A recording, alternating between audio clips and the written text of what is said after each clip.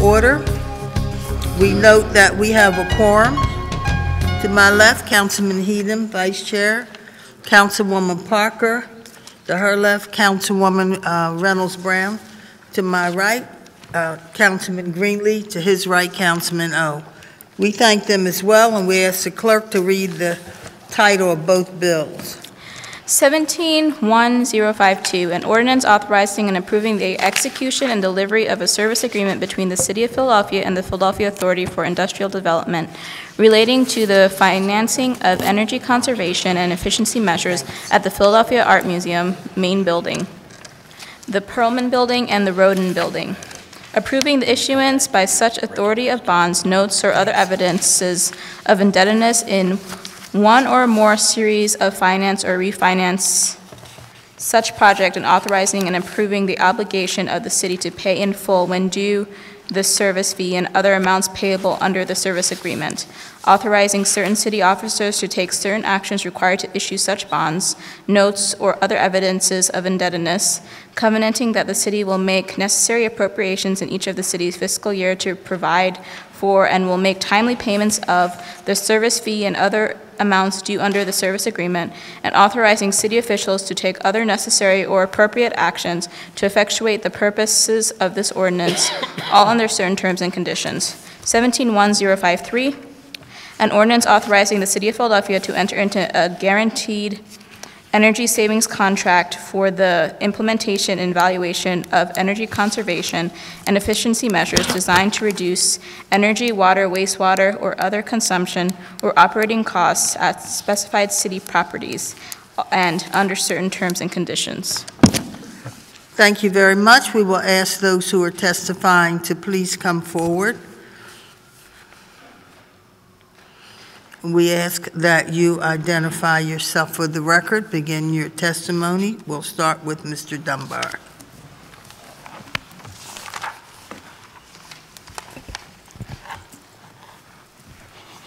Good afternoon, Councilwoman Blackwell and members of the Finance Committee. My name is Christian Dunbar. I am the Deputy City Treasurer for the City of Philadelphia. I'm here to testify on Bill number 171052. Bill number 171052 would authorize the financing for the evaluation and implementation of energy conservation efficiencies measures at the Philadelphia Art Museum, the Perelman Building, and the Rodin Building. Under the structured authorization in this bill, the city will conduct the financing through the paid authority for industrial development. On behalf of the city, paid would issue bonds or notes in one or more series up to $15 million plus cost of issuance and credit enhancements. That service will be funded by the city through a service agreement between the city and paid. To that end, the bill authorizes the city to make a binding commitment to budget and appropriate all amounts necessary to provide paid with the dollars necessary to service the bond. This concludes my testimony. I'd be happy to answer any questions. Thank you very much. The chair also notes Councilman Down. Thank you very much. Any questions so far, panel? You would like to ask a question, Councilman Down? All right, we will hear your testimony. Please identify yourself for the record and begin your testimony. Good afternoon, Chairwoman Blackwell and members of City Council Committee on Finance. I'm Adam Magalico, and I serve as Energy Manager for the City of Philadelphia. I'm here to testify on behalf of the Office of Sustainability on bills number 171052 and 171053. Together, these two bills propose to authorize the Procurement Commissioner on behalf of the city to enter into a guaranteed energy savings contract with the Philadelphia Energy Authority and authorize the financing of this project through the issuance of bonds. These together would enable the city to reduce long-term energy use and cost at three Philadelphia Museum of Art buildings, the Perelman Building, Rodin Museum, and the main building, which is this general fund's single largest energy user. The Office of Sustainability is responsible for coordinating and implementation of Greenworks Philadelphia, the city's sustainability vision. Through Greenworks, the city has developed a municipal energy master plan, which is focused on lowering municipal energy carbon emissions and reducing our energy use and cleaning our energy supply. The Energy Office, as part of the Office of Sustainability, focuses on completing projects and programs that reduce utility costs while demonstrating the city government's ability to lead by example. We strongly believe that we cannot ask residents and businesses to take steps that we are not willing to do ourselves. To that end, today, together with our partners at the Philadelphia Energy Authority and the Philadelphia Museum of Art, we testify in support of a project that demonstrates that commitment to carbon reduction by implementing energy efficiency in buildings that are among the city's largest energy users. The city used the Pennsylvania Guaranteed Energy Savings Act to reduce energy and utility costs at the city's quadplex of buildings, City Hall, Municipal Services Building, the One Parkway Building, and the Criminal Justice Center.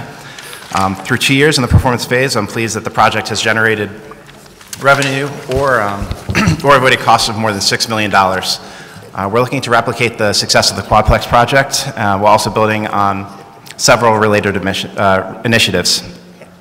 I'm joined today by the Philadelphia Energy Authority's Executive Director, Emily Shapiro. She's going to summarize how this fits into the Philadelphia Energy Campaign and talk a little bit about the jobs and job creation associated with this work. And I'm also joined today by Gail Harity, the President of the Philadelphia Museum of Art. I'm going to let her talk a little bit about how this fits in with the infrastructure work happening at the museum at this time. This project began development in early 2017 with the issuance of a competitive RFQ. Ultimately, we selected Johnson Controls as a qualified ESCO to determine the feasibility of energy conservation measures in the buildings. Building on their audit, Johnson Controls completed a subsequent review of the buildings and developed a proposal of measures for the City, Energy Authority, and Philadelphia Museum of Art to review. The resulting measures are a mix of high payback energy conservation measures and long-term infrastructure needs for the Philadelphia Museum of Art that produce a project with strong environmental benefits and improvements to PMA operations. Following the city's direction, Johnson Controls developed a set of proposed energy conservation measures that best fit this criteria. I'm not going to go through all of the proposed energy conservation measures, but I'm happy to go through any of them in detail. But we're touching a lot of the lighting and HVAC systems, as well as performing water conservation at the Art Museum main building, and then the Perelman Building and the Rodin Museum. Through this project, Johnson Controls has committed to working with the city's Office of Economic Opportunity and to contract with certified firms to offer mentorship and capacity building to the Philadelphia minority, women, and disadvantaged businesses in specific areas of energy efficiency. As the project moves forward towards implementation, Johnson Controls has partnered with another of some contractors and is committed to a participation rate of over 40% for the project. And I should note too that included today, we submitted over on the desk the participation form, which was signed off by the Office of Economic Opportunity, as well as the signed economic opportunity plan for the project. By implementing, should City Council approve the project, the City, PEA, and Art Museum will complete a technical review and prepare for project implementation. We expect project implementation to take approximately 18 months. And I guess this one just too. By implementing these energy conservation measures, we'll make much needed basic improvements to these three important buildings, yielding guaranteed energy, carbon, and cost savings to the general fund, all while improving operations at the Philadelphia Museum of Art. This project continues to demonstrate the city's commitment to energy efficiency, the Municipal Energy Master Plan, the Philadelphia Energy Campaign, and the Art Museum's core project initiatives. I want to thank the broad set of stakeholders we have, including the Energy Authority, the Art Museum, the Finance Department, the Law Department, the Office of Economic Opportunity, as well as Johnson Controls for their hard work over the last year to help usher this project along. It takes a lot of people working together to bring a project of this size to this point. We still have a lot of work to do, but we're excited to be here today. We look forward to working with City Council and with this group on the implementation of this project and positioning the city to take increasingly aggressive steps towards energy efficiency and carbon reduction in the future. Thank you. Thank you very much. The chair notes Councilman Mark Squill also in attendance. We have to testify. Councilman Doan, would you like to wait for the other testimony? Whatever you like. Okay, then we'll finish the testimony and then do our questions. Emily Shapiro, Executive Director, Philadelphia Energy Authority. Gail Harity, President and COO, Philadelphia Museum of Art. Is there anyone else here who would like to testify? All right, after this, we'll ask everybody to remain so that we can entertain questions. Thank you very much. Identify yourself for the record. Great, thank you, Chairwoman Blackwell, members of the Committee of Finance. I'm Emily Shapiro. I'm the Executive Director of the Philadelphia Energy Authority. I am very pleased to share our strong support for and our perspective on Bills 171052 and 171053 to execute and support an energy performance project on the Philadelphia Museum of Art. Our mission at the Philadelphia Energy Authority is to drive energy affordability and sustainability for our city. And as you may know, in February of 2016, with the leadership of Council President Clark, we launched the Philadelphia Energy Campaign to that end. The campaign's a 10-year, $1 billion investment in energy efficiency and clean energy projects in city buildings, schools, low and moderate income housing, and small businesses citywide. It'll create 10,000 jobs and help build our city's clean energy economy. The two bills before you today are a major step forward in the energy campaign, representing the city's second energy performance contract after an extremely successful project at the Quadplex. This initiative at the Art Museum is critical to reducing utility costs, helping meet our city's environmental commitments, creating jobs and economic development. So I'll touch very briefly on just 5 key points. First, this project represents a reduction of as much as 25% of energy and water use in the city's highest consuming buildings that are part of the general fund. So for us, that's a big deal. It's a great place to start. Second, it'll create jobs. 74 direct jobs will be created in the construction phase of this project, and more than 153 additional indirect and induced jobs throughout the life of the project, for a total of 227 net jobs will be created. In my written testimony, I provided some additional technical detail on our job estimating and tracking model, which we had developed specifically for Philadelphia using local, recent labor market data by the economists at the American Council for an Energy Efficient Economy late last year. Our spreadsheet with economic data can also be made available if anybody wants it. This project will exceed our initial diversity requirements as well. We put in the RFP a requirement of a minimum of 35% MWDBE participation, and we will reach more than 40 in the final construct. So we're very excited about that. Fourth, this project sets a critical precedent for other city departments and buildings. It demonstrates really a collaborative, sophisticated approach that achieves energy outcomes while also respecting the unique functions and requirements and sensitivities of one of our city's most complex buildings. That's been really important as we've approached other departments and other projects to see that something as complex as the Art Museum can do this. We're also currently working with the school district on their first energy performance pilot, just as a side note, which is, and they're really watching the Art Museum very carefully to see how that goes. So we know for the school district, this mechanism will unlock hundreds of millions of dollars in new capital funding for the district, so it's important to address those building repairs and system upgrades, and this really sets that precedent for them. The final thing here is that we feel really excited about is that we've been an active member of this project development team, and the Energy Authority will hold the contract with Johnson Controls in partnership with the city and PAID, which will allow the city to take full advantage of the expertise, resources, and the construct of the Energy Authority. I'd like to note that PEA will not be the bond issuer on this project, as you can tell from the first ordinance. Bond counsel advised some clarifications were required in PEA's Articles of Incorporation before we could go forward with issuing debt, so we're in the process of understanding those needed revisions and getting that resolved. We are in agreement that this project should move forward via PAID, and we're very appreciative of the Treasurer's Office and the Finance Office with their assistance in making sure we're prepared for the next opportunity. We'll continue to be involved in tracking this project's progress on construction, energy reduction, job creation, and diversity participation. And we will support the Energy Office throughout the measurement and verification process over the next few years at least. We'd like to express our deep thanks to the team at the Philadelphia Museum of Art and at Johnson Controls for figuring out how to integrate this energy project seamlessly into their ongoing core renovation project. This is going to allow us to reduce costs and disruption by doing it all together at once, and it was no small feat to engineer, so thank you very much. Thank you to the committee for your time today. We hope to have the opportunity to save the city money, create living wage jobs, and advance the energy campaign through this project. Thank you very much. Ms. Harity. Good afternoon, Chairwoman Blackwell and members of the Finance Committee. My name is Gail Harity, and I'm the President and Chief Operating Officer of the Philadelphia Museum of Art. On behalf of the museum's leadership, including our Board of Directors, led by Chair Leslie Ann Miller, I am pleased to be here today to testify in support of Bills 171052 and 171053, both authorizing the city to finance and enter into an agreement for an energy conservation project at 3 of the museum's buildings, including the main building, the Perelman Building, and the Rodin Museum. The Philadelphia Museum of Art has enjoyed a long-standing partnership with the City of Philadelphia dating back to our founding nearly 150 years ago. This energy conservation project is the most recent manifestation of this partnership and has been truly a collaborative effort between the city, the museum, the Energy Authority, and our competitively selected vendor, Johnson Controls, Inc. The museum is the cultural heart of the city of Philadelphia, a source of civic pride, an educational resource, and an economic engine.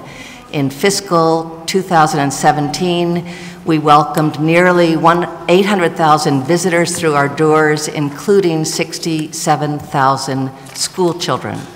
As the largest museum in the city, we are committed to ensuring that our collections and our programming are accessible to all audiences. Adult admission is $20, which has been consistent since 2012. We offer reduced admission for seniors and students, and children under 12 and students at local art schools are always free.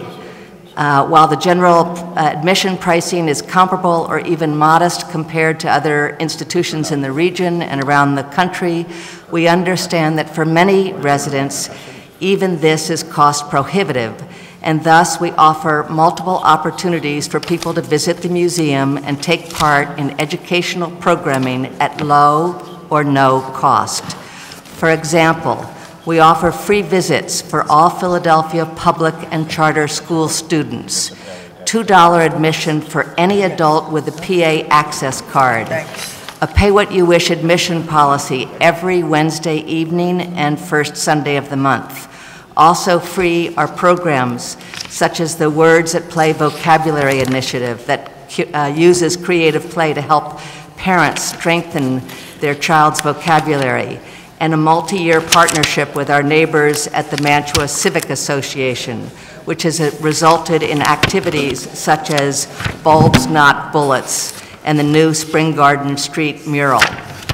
As a result of this activity, each year the museum generates more than $250 million of economic impact on the city and regional economies, as well as nearly $19 million in tax revenue. An investment in the museum yields an excellent return, one which helps the city to address its financial challenges. The museum is also a driving force for why people want to live, work, and play in Philadelphia. As a city-owned institution, the city provides critical capital and operating support to secure and maintain our buildings and directly pays the museum's utilities. Of course, this level of usage is necessary as international museum standards require our buildings to be climate controlled at all times to protect the priceless works of art housed in the collection. And the sheer magnitude of the building, the main building, which includes over 600,000 square feet of dedicated gallery space, gallery education and office spaces, is also contributes to this consumption. But despite the necessity of our energy consumption, as a long-standing partner of the city, we understand and embrace the need to reduce this level of energy usage to help save costs. And to that end, we have worked with the city over several administrations to reduce our energy consumption through smaller, targeted investments in new systems and a commitment from our staff at all levels to assist in the efforts. As a result of this work, we have experienced success in reducing our energy and were even lauded in the 2014 Municipal Energy Benchmarking Report for our efforts. But despite these gains, it has become clear that a much larger investment is needed if we want to significantly reduce our consumption, which is what this project seeks to do. A significant investment in energy-efficient lighting, electrical infrastructure, heating and cooling, system upgrades, and water and stormwater improvements at the three buildings will allow us to address some of the most significant sources of energy usage at one time in order to maximize reduction of energy consumption. The museum is well poised to lead a successful project at this time as we undergo construction of the core project, the first major interior renovation of the historic main building since it opened in 1928. As many of you are aware, the core project will upgrade and replace many of the museum's aging building systems, some of which are original to the building or well past their useful life. It will also renovate and improve public and education spaces and enhance accessibility and circulation within our landmark building. While the scope of this energy conservation project is completely outside of the scope of work for the core project, proceeding with the energy conservation during the core project construction will increase efficacy by allowing Johnson Controls and their subcontractors to access the areas of the main building that are temporarily exposed during construction, as well as the benefit of coordinating with the museum's general contractor, L.F. Driscoll, who is on site and knows the buildings inside and out. While we are under major construction, we in the Office of Sustainability feel confident in our ability to help steward this project, which is a city priority, in an efficient and timely manner and to achieve the best results that we can. We look forward to working with all of our partners here today to successfully implement this project, and we are also deeply committed to working with Johnson Controls to achieve the inclusive participation goals set in the Equal Opportunity Plan. As always, we are grateful for our longstanding partnership with the City of Philadelphia. Thank you very much, and we're happy to answer any questions. Thank you. The chair notes that Councilwoman Cindy Bass is here, so the entire Finance Committee has been present. We will now entertain questions. Councilman Dom. Thank you, Madam Chairwoman, and good afternoon. I just have some basic questions. You're asking us to authorize $15 million to be borrowed for 3 properties. Yeah, probably Adam would be good. I would like to know the savings per year. It looked like in the report the payback is 5 years. Is that accurate or is that inaccurate? No, that's not accurate. So we're authorized. We're looking for authorization for up to $15 million, but that is not expected to be the amount that we would issue for the debt. I guess my question before we get to that is, what is the energy savings per year that we can expect from making that investment? Yes, so the guaranteed savings associated with the project, and there's a project guarantee from Johnson Controls in the first year is for $766,000 for the project. How about in the first, so at what year does $15 million get paid back? From a simple payback perspective? Basically, I'm viewing it like you're asking us to borrow $15 million. Correct. How are we getting the money back? Yeah, so let me answer it a slightly different way, which is to say that the project guarantee, the $766,000 as an annual savings, will fully cover the debt service for the project. And that's required by the Guaranteed Energy Savings Act, the state act. Now we anticipate that we'll have actually more savings than the debt service because we anticipate that utility costs will escalate over time, so our savings will actually grow over time. Right. But the baseline level of this is that the utility cost savings, the guaranteed utility cost savings from Johnson Controls fully covers the debt for the project. But the debt is based on what amortization schedule?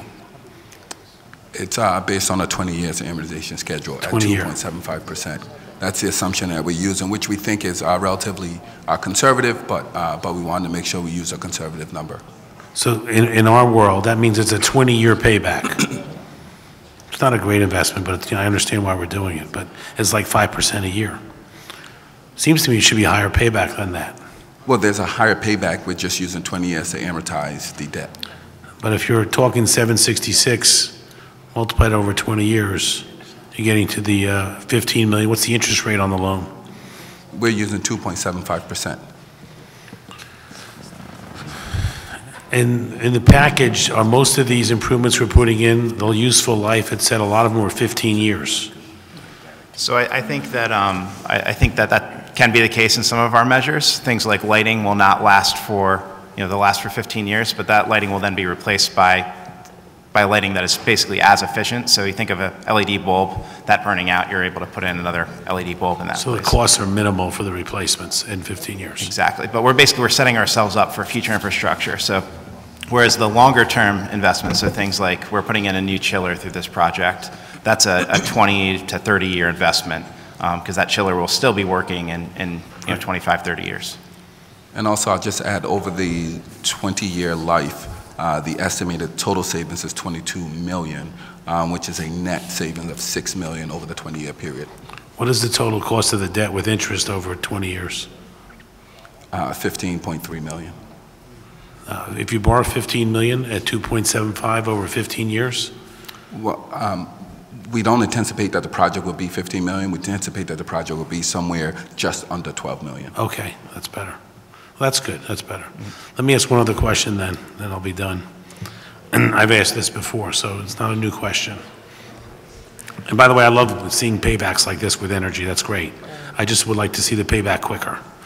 So I know that we looked at one point PGW, and if I recall, the infrastructure cost for the art museum was 12 to 13 million, and the aesthetics were about another 7 or 8 million. It was like $20 million to convert from Veolia to PGW. But the annual savings were $2 million a year, which is a 10% return. So and I know that it's not on the cards right now, but I guess my question is, if this return is not even close to 10%, why do we not go the PGW path? For two reasons. One, the return is higher, and two, think of it this way. We are all together on this. We own the Art Museum, the City of Philadelphia. We own PGW. Imagine if you were in your own business and you owned real estate, but you used another utility company and you didn't use your own. Because when we add $2 million of value to PGW, on a 5% cap rate, we raise the value of PGW $40 million. So I guess I just want to put that out there because I really feel we should be looking at that. I know that it wasn't in the cards right now, but the savings are greater, not just for the Art Museum, almost double, but for PGW, $40 million value. Thank you, Councilman. I know we've talked about this a good bit, and I understand your perspective with regards to PGW. As you know, we are interested in that project and converting, but the answer is basically not right now because of the current infrastructure there. I do think we need to refresh some of those numbers from PGW and continue to look at that opportunity at the Art Museum, and we're committed to continuing to kind of track that as a project for the future. So I just want to make sure we keep it on the radar because it's something we should do. Thank you. Thank you, Madam Chairwoman. Thank you. Councilman O. Oh, thank you very much, Madam Chairwoman. My question is about the MBE, WBE participation. What is the total participation for MBE and WBE? 42%. In terms of dollar figures? I can tell you, in aggregate, it's at 40% for the project, or we anticipate it to be over 40% for the project. Okay. 43. Okay. So I'm looking at this form here. Is this the form we're talking about? Correct, yes. Okay. And according to this form, how do you get to 40%? So if you look in the top right corner is probably the best place where we've got 6% from MBE, 34% from WBE. Yep. So yeah, those two, 6 plus 34.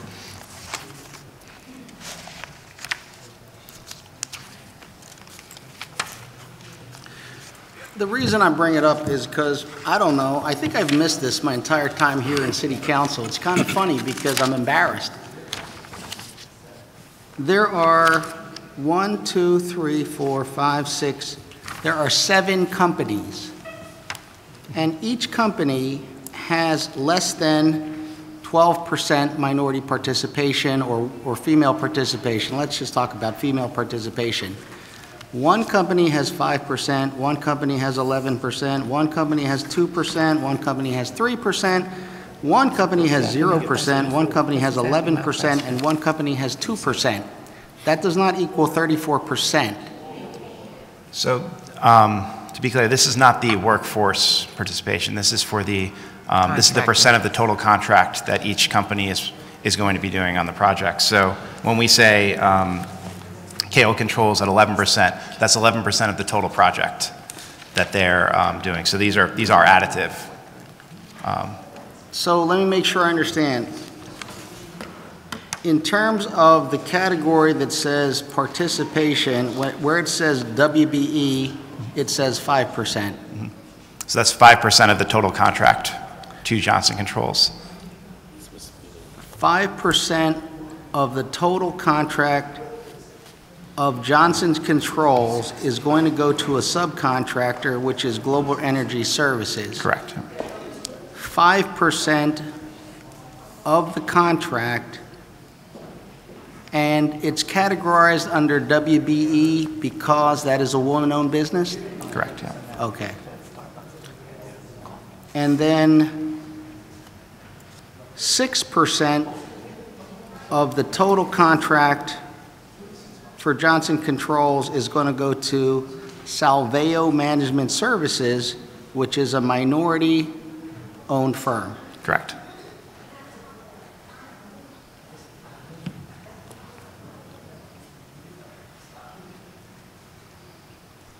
So in terms of minority and female-owned firms and the percentage of the work of the total contract, that is 40%. Correct. Okay. Does it indicate, and it may not, but does it indicate anywhere of the female-owned company, let's say Cahill Controls, which is getting 11% of this contract, what percentage of that company is female? So I can't speak to specifically what percentage is female. We do have some kind of some background on the workforce and the folks that will actually be working on the project. So I'd love to have Johnson Controls actually come up and answer that question, if that's okay. Yeah, and just so I'm sure, because I'm not even sure that I'm, like, this is the system that we have currently, so I'm not saying it's anybody's fault or anything like this, and I've looked at this, and I'm just trying to better understand it. What is your title and position again? My title is Energy Manager Right. in the Office of Sustainability. Okay. And I should talk a little bit more broadly about what we've done on the Economic Opportunity Plan for this project. So Right. since the beginning of the project, we really prioritized Economic Opportunity Plan and pushed our selection process towards vendors that had experience in these spaces and had experience both contracting with folks, but also on the workforce aspect. So that's been a priority as we went through and kind of selected Johnson Controls, and then Right. since then in developing these ECMs. They've signed an Economic Opportunity Plan for participation as we've provided here. That Economic Opportunity Plan also includes workforce requirements. Let me say this. I don't need Johnson Controls come up because I'm not really being critical of them. What I'm being critical of is the way our city, when I see participation, I see the subcontractor and I see participation, and I somewhat thought, and it was unclear to me that when it said subcontractor, it wasn't clear to me that they were a minority or female or a disabled contractor. It just says contractor. And I thought that 5% might indicate under WBE that they were 5% women Gotcha. on the job.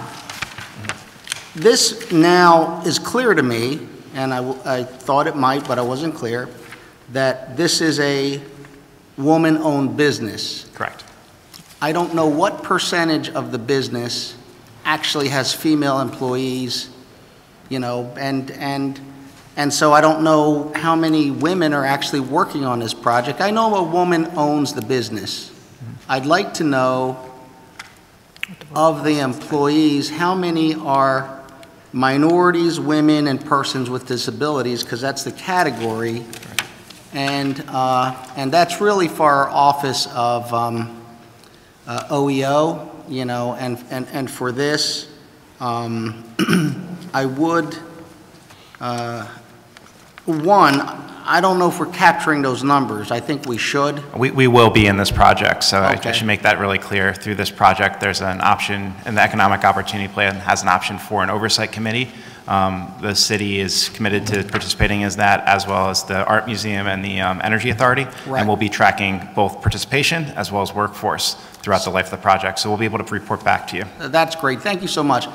I will finally end with this, that we have disparity studies that show what level of participation I believe that they're qualified, for example, minority workers in the city. And the 6% on this project simply means that 6% of the work is going to a minority-owned subcontractor. It doesn't tell me what percentage of the workforce is minority. It could be 1% or it could be 90% for all I know. It's just not revealing to me, you know, kind of where we are in our city's goals of diversity and inclusion in consistency with non-discrimination and our Constitution.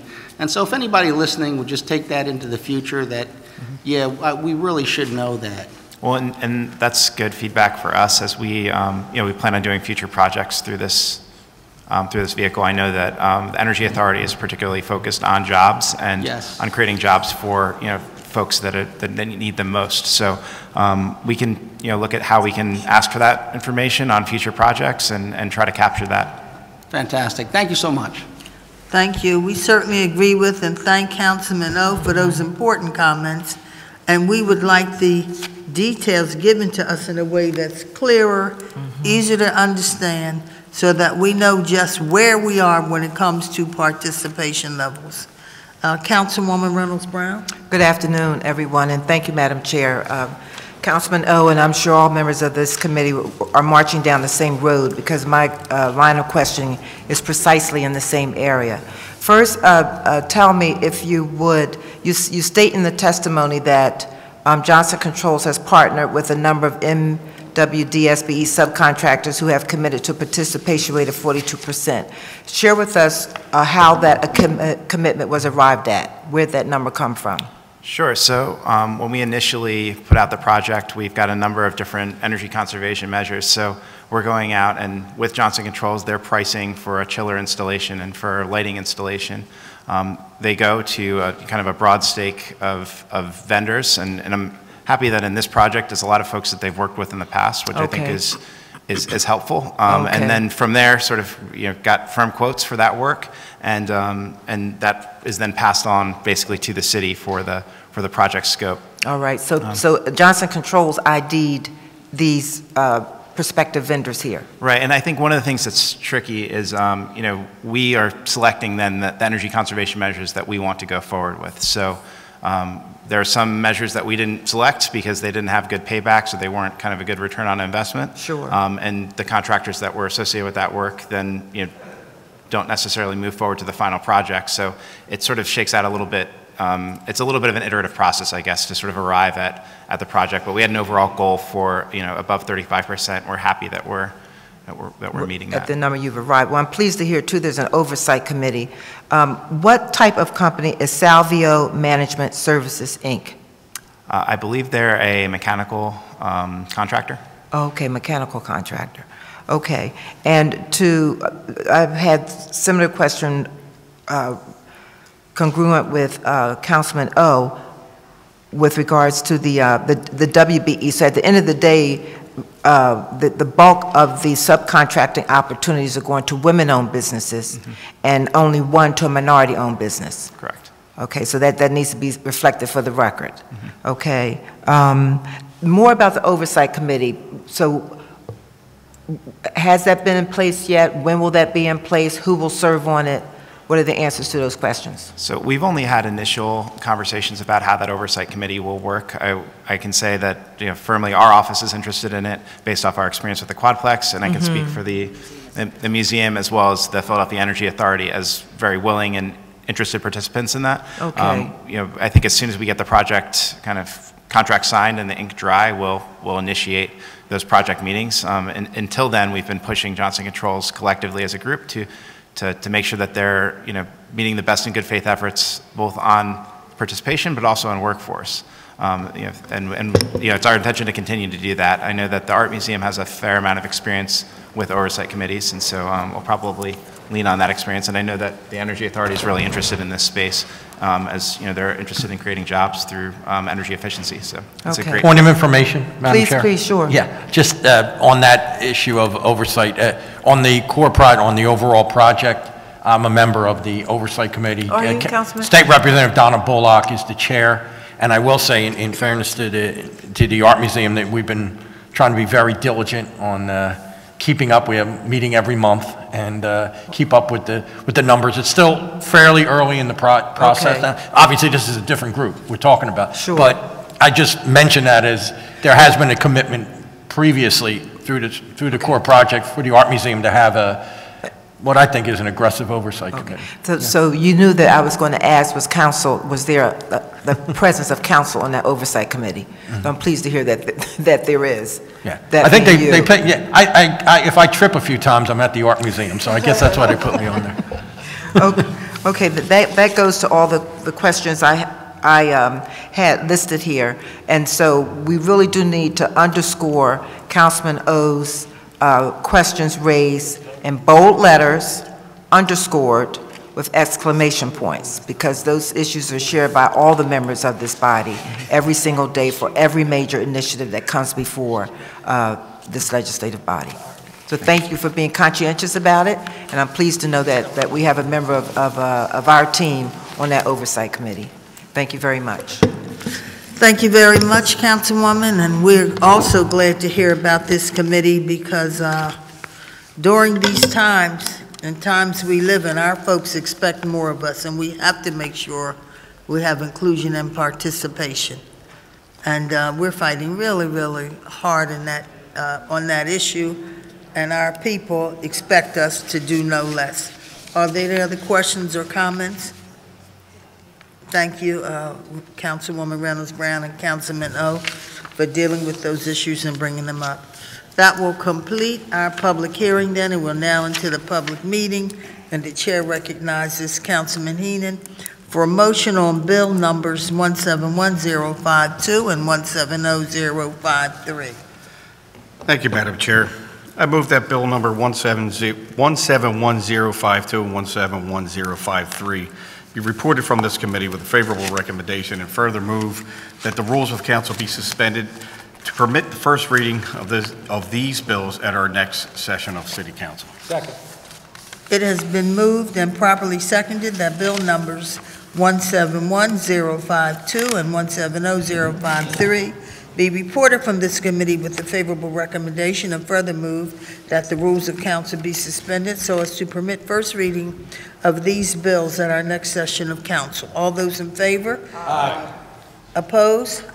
The ayes have it. A motion carries, and bill numbers 171052 and 170053 will be reported from this committee with a favorable recommendation and a recommendation for suspension of the rules so as to permit first reading at our next session of council.